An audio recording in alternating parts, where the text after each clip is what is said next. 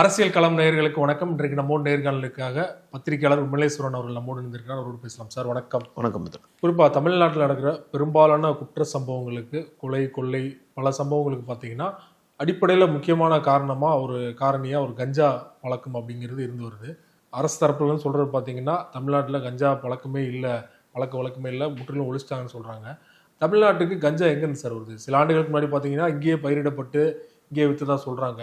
ஆனால் இப்போ இங்கெல்லாம் பயிரிடல, வேறு மாநிலங்கள்லேருந்து வருதுன்னு சொல்லி தமிழ்நாட்டுக்கு எந்த வழியாக சார் கஞ்சா வருது? நீங்கள் முதல்ல சொன்ன மாதிரி அரசு கஞ்சா இங்கே புழக்கத்தில் இல்லை அப்படின்னு சொல்கிறதோட கஞ்சா இங்கே பயிரிடுவதில்லைன்றது உறுதியாக சொல்லலாம்.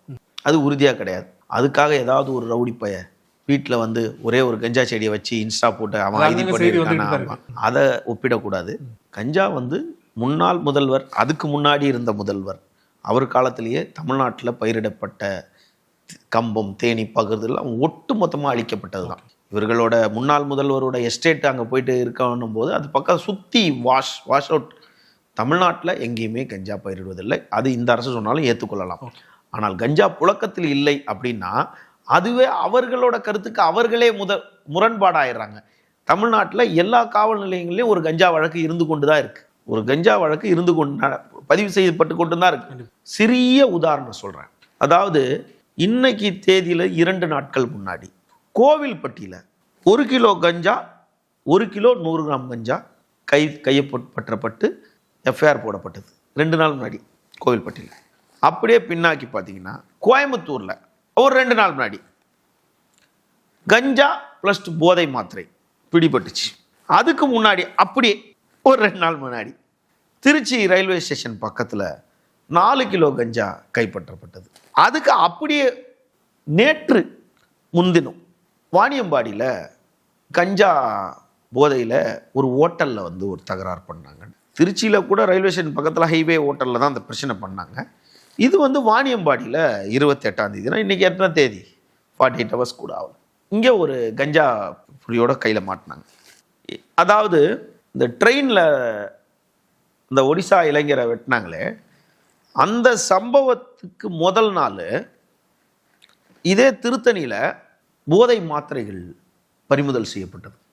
அதே திருத்தணியில் செப்டம்பர் மாதம் 12ஆம் தேதி 3 கிலோ கஞ்சா கைப்பற்றப்பட்டது. இப்போ ஒரு 3 நாட்களுக்கு முன்னாடி நாகப்பட்டினம் சீஷோர் கிட்ட கொஞ்சம் கஞ்சா பிடிப்பட்டது. இது எல்லாத்துக்கும் மேலே நீங்கள் கஞ்சா எப்படி வந்துச்சுங்கன்றதுக்கு நான் ஒரே ஒரு கேட்டை சொல்கிறேன். ராமநாதபுரம் மண்டபம் பகுதியில் கிறிஸ்மஸுக்கு 2 நாட்கள் முன்னாடி 1 கிலோ 2 கிலோ கிடையாது, ரொம்ப கம்மி தான். 1/2 டன்னோட 64 கிலோ எக்ஸ்ட்ரா. 1/2 டன்னா எவ்வளோ? 500 கிலோ. 564 கிலோ கஞ்சாவை தமிழக காவல்துறை சிறப்பாக கைப்பற்றி பேட்டி கொடுத்தாரு ஐபிஎஸ் ஆஃபீஸ்.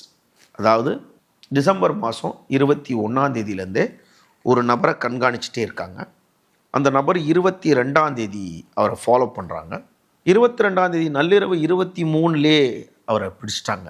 பிடிச்சா மண்டபம் பகுதியில் இருக்க ஒரு வில்லேஜில் ஒரு வீட்டுக்குள்ளே ஒரு பார்சலாக 564 கிலோவை காவல்துறை கைது பண்ணுது. ஸ்ரீலங்கா போகுது. இங்கேருந்து போகுது. நான் சொல்ல, ஐபிஎஸ் ஆஃபீஸர் சொன்னார். இவர்கள் இங்கே கொண்டு தம் பண்ணிடுறாங்க. இவங்க எப்பப்பெல்லாம் இவங்க பாசிட்டிவாக இருக்கோ அப்பப்போ 2 பார்சலாக போயிட்டுருக்கு அப்படின்னு சொல்லிட்டு அதை கைப்பற்றிட்டோன்றது பாராட்டக்கூடியது. கைப்பற்றினதே 1/2 டன்னு 64 கிலோ எக்ஸ்ட்ரா அப்படின்னா இப்போ எவ்வளோ போயிருக்கும்? அவர் அந்த அதிகாரியை பாராட்டி தான் ஆகணும், அவர் பிடிச்சதுக்கு பாராட்டணும். இது இந்த 20ஆம் தேதியிலேருந்து இந்த 30ஆம் தேதிக்குள்ளே நடந்த சம்பவம். புரியுதுங்களா? 20லேருந்து 30 இந்த 10 நாள் சம்பவம் தான் இவ்வளோ நான் பேசியிருக்கிறது. நடுவில் செப்டம்பர் 12 சொல்லியிருக்கேன். இது எல்லாம் இப்போ நடந்தது. இப்போ நேராக விஷயத்துக்கே வருவோம். நேற்று பார்த்தீங்கன்னா செய்தித்தாள்களில் பெரிய செய்தி. தமிழ்நாட்டில் அது சின்ன செய்தி, மற்ற மாநிலத்தில் அது பெரிய செய்தி.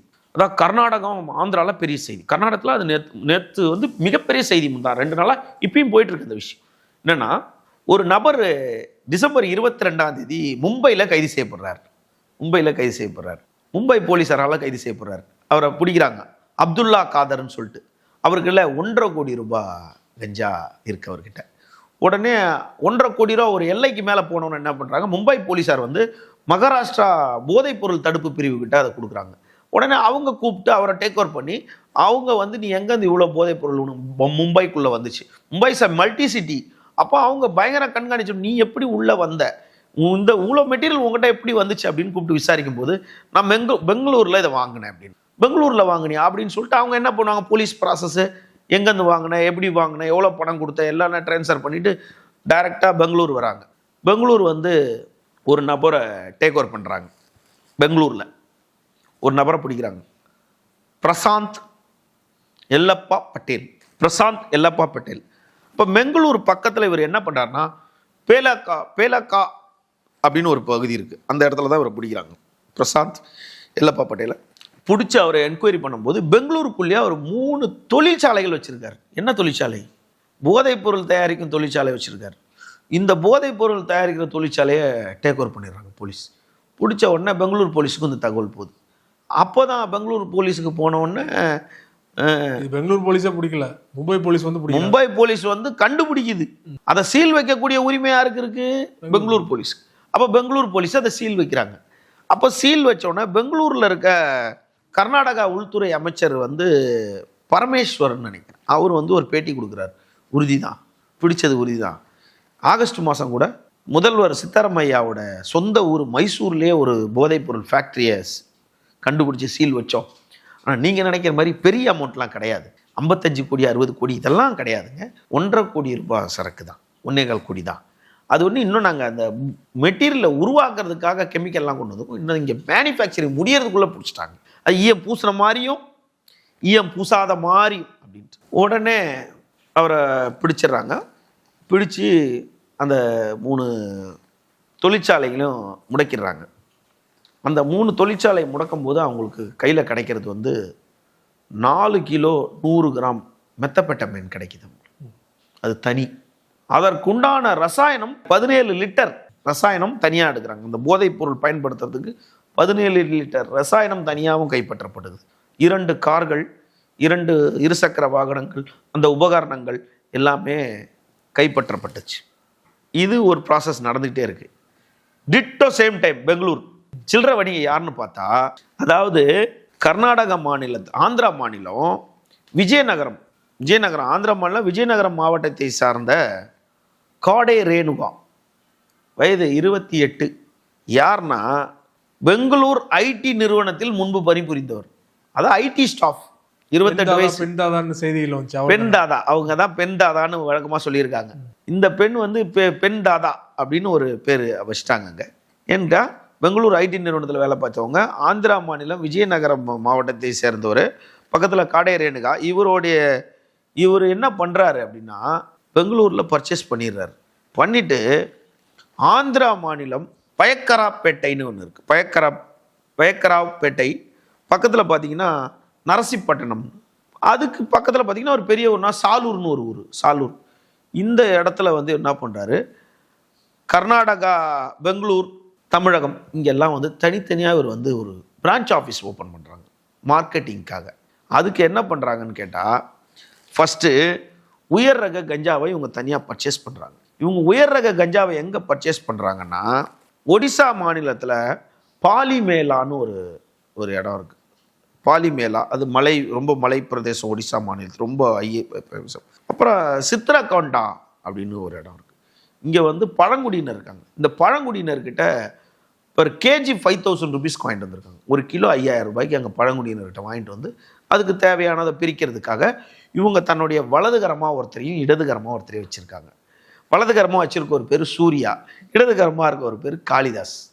இவங்க இல்லாமல் 2 டிரைவர் வச்சுருக்காங்க. வேலைக்கு தான் வச்சுருக்காங்கன்னு சொல்கிறேன். அந்த 2 டிரைவரையும் மதன்குமார்னு ஒருத்தர், நாகமுத்துன்னு ஒருத்தர், ஒரு எக்ஸ்யூவி டைப்பு காரு, ஒரு வெர்ஷா காரு, 2 பைக்கு, இதெல்லாம் வச்சுக்கிட்டு இவங்கள வச்சு என்ன பண்ணுறது, பெங்களூரில் வாங்குறியா, ஆந்திராவில் இங்கே ஒரு ஆஃபீஸ் போடு, இங்கேருந்து சின்ன சின்ன பொட்டலமாக பிரித்து டிஸ்போஸ் பண்ணு. அதே மாதிரி ஆந்திரா, அதுக்கப்புறம் நீ நேர தமிழகத்துக்குள்ளே வரணும்னா நீ கோயம்புத்தூர் வந்துடு. கோயம்புத்தூரில் ஏன்டா இவனுங்களாம் தமிழன் தானே, நாகமுத்து, மதன்குமார், காளிதாஸ், இப்போ இவனுங்க என்ன பண்ணுவானுங்க, பெங்களூரில் வாங்கி ஆந்திராவில் விற்கிறாங்க, இவங்க தமிழ்நாட்டுக்குள்ளே நாங்கள் வரான்ட்டு இவங்கெல்லாம் வந்து இப்போ நம்ம மாற்றுறதெல்லாம் எப்படி, இப்போ அந்த எஸ்பி 566 கிலோ பிடிக்கும் போது எஸ்பி என்ன சொன்னார், இது ஆந்திரா வழியாக வந்திருக்கு. அவர் கரெக்டாக சொல்லிட்டார், ஆந்திரா வழியாக வந்திருக்கு. சின்ன சின்ன ஆளுங்க தான் பிடிப்பட்டிருக்காங்க.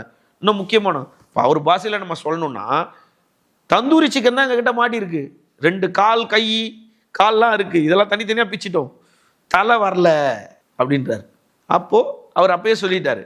இப்போது இந்த பெண் தாதா ஐடி ரேணுகாவை வந்து என்ன பண்ணுது, கோயம்புத்தூரில் எல்லா ஊர்லேயும் வாடகைக்கு வீடு எடுக்கிறாங்க. அப்போ இந்த பொம்பளை என்ன பண்ணுறாங்க, இந்த அம்மா நரசிம்மப்பட்டினத்தில் வந்து ஒரு வீட்டை வாடகைக்கு எடுத்து அங்கே ஆளுங்களை போட்டு அங்கேருந்து ஒடிசாவில் வர்றதெல்லாம் வச்சு அங்கே தனித்தனியாக பிரிக்கிறாங்க. தனி ரகத்தை பிரிக்கிறாங்க. 1 கிலோ, 1/2 கிலோ பேகு, 2 கிலோ அப்படின்னு தனித்தனியாக 5 கிலோ பார்சல் போட்டு இது 5 கிலோ கோயம்புத்தூருக்கு அனுப்பு. கோயம்புத்தூர் ஆஃபீஸ் போன உடனே அங்கே ஒரு வீடு வாடகைக்கு எடுத்துருவாங்க. அங்கே தனித்தனியாக பிரி, அங்கேருந்து அப்படியே டிஸ்ட்ரிபியூட் பண்ணுற மாதிரி, அங்கேருந்து அப்படியே சிலோனுக்கு அனுப்புறதுக்கு நீ மண்டபத்துக்கு கொண்டு வந்துரு. இதெல்லாம் பண்ணும்போது இவங்க என்ன பண்ணுறாங்க, 1 கிலோ கஞ்சாவை 5000 ரூபாய்க்கு வாங்குறவங்க இந்த மதன்குமார், நாகமுத்து இவங்களெல்லாம் வச்சு டிரைவரை வச்சு எடுத்துகிட்டு வந்து அங்கே ஒடிசாலேருந்து பைபாஸில் வேறு ஸ்டேட்டுக்குள்ளே வந்து இங்கே சூர்யா இந்த காளிதாஸை வச்சு கஸ்டமரெல்லாம் கரெக்டாக பிடிச்சி சின்ன சின்ன வியாபாரிகள், பெரிய விற்பனை ஹோல்சேல் ஸ்டாக்கிஸ், அதுக்கப்புறம் சின்னது டிஸ்ட்ரிபியூட்டர், இவங்க கிட்ட வந்து என்ன ஆகுதுன்னா இந்த கஞ்சா போட்டில் தனித்தனியாக பிரித்து ஆந்திரா மாநிலத்தில் ராஜநகரம்னு ஒன்று இடம் இருக்குது. இந்த ராஜநகரம் தேசிய நெடுஞ்சாலையில் வந்து அங்கே வந்து இவங்க டிஸ்ட்ரிபியூட் பிரிக்கிறது, ஆந்திரா, கர்நாடகா, கேரளா இப்படி பிரிக்கிற மாதிரி இவங்க பிரிக்கிறது. இப்படியே பிரிக்கும் போது என்ன பண்ணிட்டாங்க, போலீஸு இவங்களை பிடிச்சிச்சு. இதில் ஒரு விஷயம் என்னென்னா, முதல் புள்ளியார் சொல்லி போட்டது மகாராஷ்டிரா போலீஸ், சேம் டைமில் மண்டபத்தில் தமிழ்நாடு போலீஸ். இது ரெண்டுமே ஒரு இடத்துல பிடிச்ச உடனே இது எங்கேருந்து வருது அப்படின்னும் அங்கே அப்துல் காதர் மாட்டிக்கிறாரு, இங்கே ஒரு மாட்டுறான். இது நேராக வந்தோடனே பெங்களூர் வராங்க. பெங்களூரில் வந்து இவரை தூக்கணுன்னே ஆந்திராவில் இருக்க ரேணுகா மாட்டிக்கிச்சு. புரியுதுங்களா உங்களுக்கு? அப்துல் காதர், மண்டபம், ரேணுகா, இவங்க பட்டேல் தான் பெரிய ஃபேக்ட்ரி வச்சுருக்கவர். இப்போ அங்கே வந்து மொத்தமாக பிரிக்கிறாங்க. பிரித்து கொண்டு வந்து பார்க்கும்போது மொத்த மதிப்பு 55,88,00,000 ரூபாய். இவர்களிடம் கைப்பற்றப்பட்ட பொருட்கள் மதிப்பு அதான் 56 கோடி ரூபாய் போதைப் பொருட்கள்.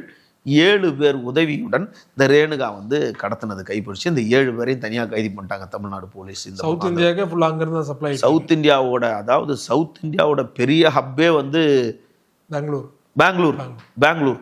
நீங்கள் பார்க்கும்போது எல்லா ஊர்லேயும் கஞ்சா புழக்கங்கள் இருக்கு. ஒரு விஷயத்தை நம்ம ஏற்றுக்கொள்ளணும். அதை போடுறதுனால எல்லாரும் என்ன எதிர்பார்க்குறான் ஆடியன்ஸு, சென்னைக்குள்ளே கஞ்சா விற்கிறத சொல்லுன்றான். வித்தாதனடா சொல்ல முடியும், இல்லைன்னா கீழே போடுவான், ஓ நீ அவர் சொம்பா இவங்க சொம்பான்னு போடுவான். இப்படிலாம் போடுவாங்க. நான் அதுக்கு சொல்கிறேன் என்னென்னா, தினமும் நாளிதழ் ஊடகங்கள் செய்தி பார்க்குறோம், நாளிதழ்களில் வாசிக்கிறோம். தினமும் எங்கேயாவது சென்னையில் கஞ்சா வியாபாரி பிடிப்பட்டாங்கன்னு தினமும் இப்போ செய்திகள் பார்த்து எவ்வளோ நாளாச்சு, பார்க்க முடியறதில்ல. 1-2 செய்தியை இருட்டடிப்பு செய்யலாம், எல்லாத்தையுமே ஒரு காவல்துறை, ஒரு அரசால் இருட்டடிப்பு செய்ய முடியாது. அங்கொன்று இங்கொன்று சமூக வலைதளத்தாவது வரும்.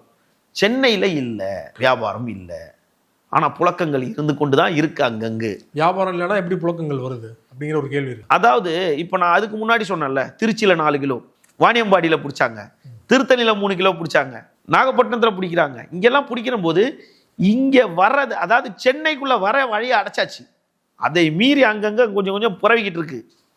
புரியுதுங்களா? தமிழ்நாட்டுக்குள்ளே வர வழியை மூடணும்ல. அதன் காரணமாக தான் 564 கிலோ கஞ்சாவை பிடிப்பட்டுச்சு. இல்லை, இப்போ சென்னையிலே வந்து பல பகுதிகளில் பலர் வந்து கஞ்சா அடிச்சுட்டு தான் இருக்காங்க, இல்லைன்னு மறுக்க முடியாது. அவங்களுக்கு எப்படி வருதுன்னு கேட்குறேன். அதாவது இது ஒரு, நீங்கள் சிறைக்குள்ள எல்லாருக்கிட்டையும் பீடி இருக்கும். நான் அதுக்குள்ள சிறைக்குள்ள கஞ்சா இருக்குன்ற விஷயத்துக்கே நான் வரல. சிறைக்குள்ள எல்லாருக்கிட்டையும் பீடி இருக்கும், ஆனால் ஒருத்தங்கிட்ட கூட தீப்பெட்டி இருக்காது. அந்த கங்கு எங்கேயாவது ஒரு கங்கு இருக்கும் பாருங்க, எப்படி எல்லாருக்கையிலையும் பீடி இருக்கும், ஒரு இடத்துல கூட தீப்பெட்டியே இருக்காது. அது மாதிரி தான் கஞ்சாக்கள் வந்து இந்த அரசு எந்த அரசு வந்தாலும் கஞ்சாக்கள் இருந்து கொண்டு தான் இருக்குது. இதே சென்னையில் வந்து கடந்த ஆட்சி காலத்திலலாம் காவல்துறை காவலர்களே கஞ்சா கடத்தி வழக்கில் மாட்டினதெல்லாம் உண்டு. பிறகு அதே காவலர்களே வந்து கஞ்சா பிடிச்சதும் வரலாறு உண்டு. ஆதாரங்கள் இல்லாமல் பேசலை. இப்படிலாம் வந்து ஏன் சில நாட்கள், 1 வருடம் கூட ஆகலை, ஒரு பிரபலமான யூடியூபரை கஞ்சா வழக்கில் தானே கைது செய்யப்பட்டாங்க. அப்போ கஞ்சா இல்லைன்னு சொல்லுமா? அவருனா ஆந்திராலையா கர்நாடகத்தில் கைது பண்ணாங்க, தோர்கா தமிழ்நாட்டில் தானே கைது பண்ணாங்க. இப்போ தமிழ்நாட்டுக்குள்ளே கஞ்சா இருக்குல்ல, அப்போது இல்லைன்னு ஒரு முழு பூசணிக்காக சோத்தில் மறைக்க முடியாது. பட் இந்த மாதிரி கஞ்சாலாம் வரும்போது அதாவது இதுக்கு முன்னாடி இருந்த டிஜிபி 2.0 3.0 5.0 7.0 எது வந்தாலும் காவல்துறை கொஞ்சம் முடக்கி கொண்டிருக்கும். அதுக்கு பிறகுதான் மதுவின் அதுக்கு ஒரு காரணம் சொன்னான், ஏன்டா சரியா ஆடலை, இல்லை நான் சூப்பராக ஆடிருப்பேன், இந்த ஸ்டேஜ் ஆடிக்கிட்டே இருந்தனால நான் ஆடலைன்ற மாதிரி மதுவோட விற்பனை விலை ஜாஸ்தியாக இருந்தனால நான் கஞ்சா அடிக்கிறேன் அப்படின்னு சொல்கிறவன் இருந்து கொண்டு தான் இருப்பான்.